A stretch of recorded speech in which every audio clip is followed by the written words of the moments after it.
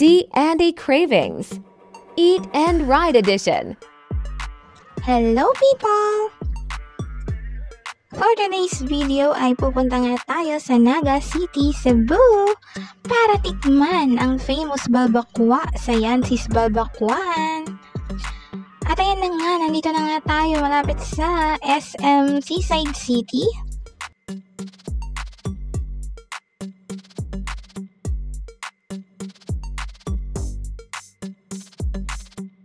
Balak din sana namin pumasok ni Jowa dyan sa SM Seaside, kaso sabi namin tatanghaliin na kami masyado papunta sa Naga, so kamukha lang din naman siya ng MOA, so ayun na nga, dumiretso na lang kami. At eto na nga, eto yung CC Lex mga ka-cravings. Ayan, andito kasi kami sa kabilang side. Mamaya pag pauwi na kami, ipapakita natin ang full view ng CC Lex, pero ayan yun, kadugtong niya yan. Ayan yung bungad mga ka-cravings, dire-diretso doon.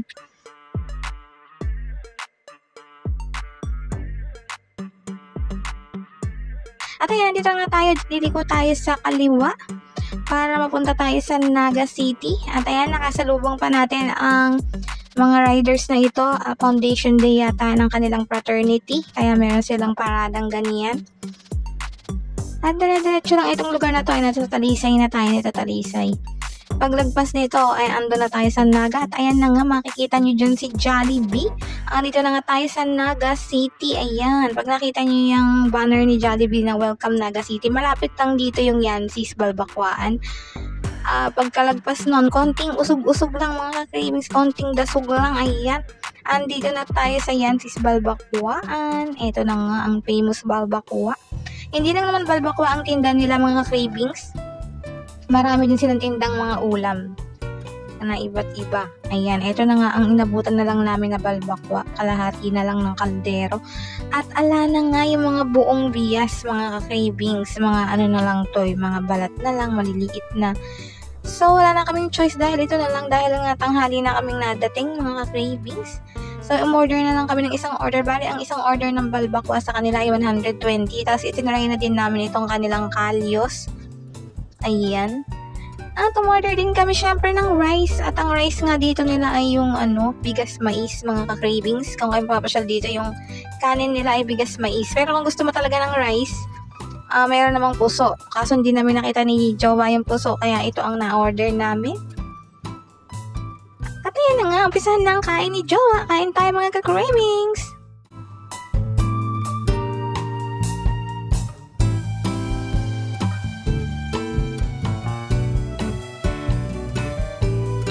At finally, natikman na nga namin ang masarap na famous balbakwa dito sa Naga, Cebu. Tinikman din namin syempre ang kanilang kalyos. At masarap nga yan mga ka-cravings. Ang balbakwa nila ay talagang masarap. At hindi na tayo magtataka kung bakit dinadayo talaga ng mga food vloggers ang Yancy's Balbakwaan. Dahil masarap talaga ang timpla ng kanilang balbakwa. Sakto lang ang alat, sakto lang ang tamis, sakto lang. Sakto talaga sa panlasa ng mga Pilipinong mahilig sa balbakwa. Ganon. Kahit na hindi kami expert sa pagtikim ng ganitong pagkain kasi sa Luzon, hindi naman masyadong kilala yung balbakwa. Dun sa, particularly sa lugar namin, ganon, sa Nueva Ecija, hindi mo makikitang tinda sa karinderya yung mga balbakwa. Nakatikim lang kami ng balbakwa na yan nung minsan nagpunta kami sa Manawag, sa Pangasinan, at naka-order ako doon ng isang order noon. Pero iba yung timpla nila sa balbakwa, para siyang pinapaitan yung lasakop na walang pait, ganon, yung parang maasim lang siya, tapos puro balat din ng baka, pero hindi ganito na may sauce, na may pineapple chunks, na ganyan, na may tomato paste, na masarap. Dito ko lang talaga natikman to sa Cebu, at talagang yung sabaw pa lang niya perfect na. Tapos yung balat talaga ng baka mga ka-cravings is melt in your mouth. Talagang malambot. Natikman din namin to kay Kuya Lars. Meron din siyang special balbakwa doon, kung natatandaan nyo, yung sa Tasty Goto Batangas niya. Natikman din namin doon yung balbakwa, pero iba yung timpla dito kay Yancy. Mas masarap yung kay Yancy na talagang, kaya pala to tinawag na famous balbakwa. Ganon. At ayan, natapos na nga ang pagkain namin ng lolo nyo.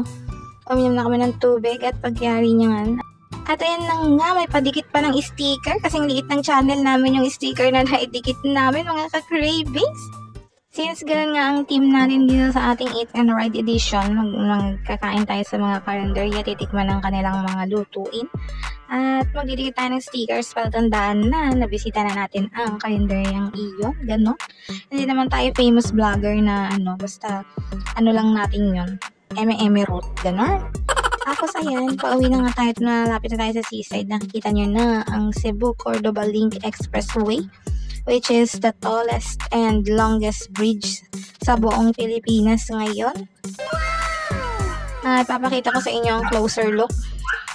Siyempre, maririnig niya pa rin si Amber. At ayun na nga, meron pa ako nakuha ng barkong tumawid doon sa ilalim ng yun. Kaya mataas yung expressway niyan, mga cravings, kasi para makakadaan pa rin yung mga barko sa ilalim niya. Ganon.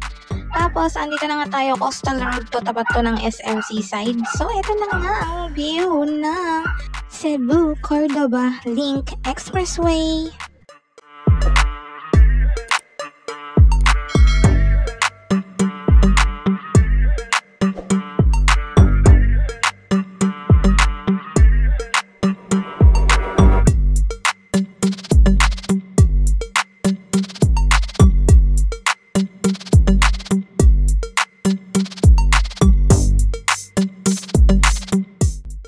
At ayan, malapit na nga tayong pauwi na.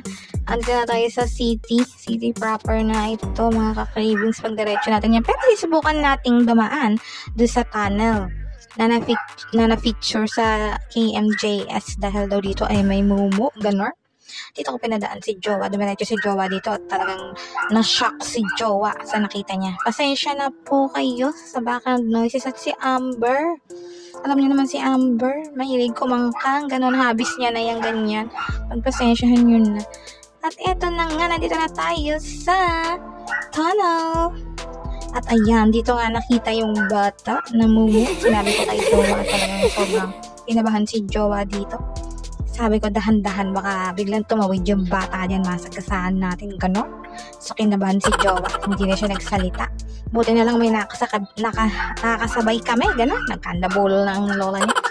Dito kasi yung nakita sa KMJS, yung nakita rin sa sa Google Map, yung street view, meron ng bata dito, something, nagpapakita daw dito, gano'n. Pero, ewan ko, baka naman totoong bata lang yun na naglaro dyan. Pero, paano ka maglalaro kung mag-isa ka lang dyan? Tignan mo naman, dilim-dilim dito sa loob. At saka wala ditong dadaanan. Diyos ko, ang dulo lang at saka kabilang dulo ang madadaanan dahil nga lupa yung mga gilid na yan. At nakailalim siya, mga cravings. Tapos ayan, buti na lang dumami na yung mga sasakyan at natatanaw na namin ang liwanag sa dulo, mga cravings.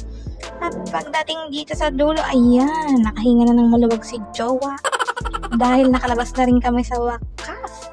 At abangan nyo nga mga cravings sa susunod na mga vlogs natin. Ay total malapit ng November 1, magkakaroon tayo ng kwentuhang katatakutan, gano'n. At ayan na nga, nakalabas na nga tayo doon sa tunnel at andito na tayo sa city. At hanggang dito na nga mga cravings. Salamat sa panonood, hanggang sa susunod!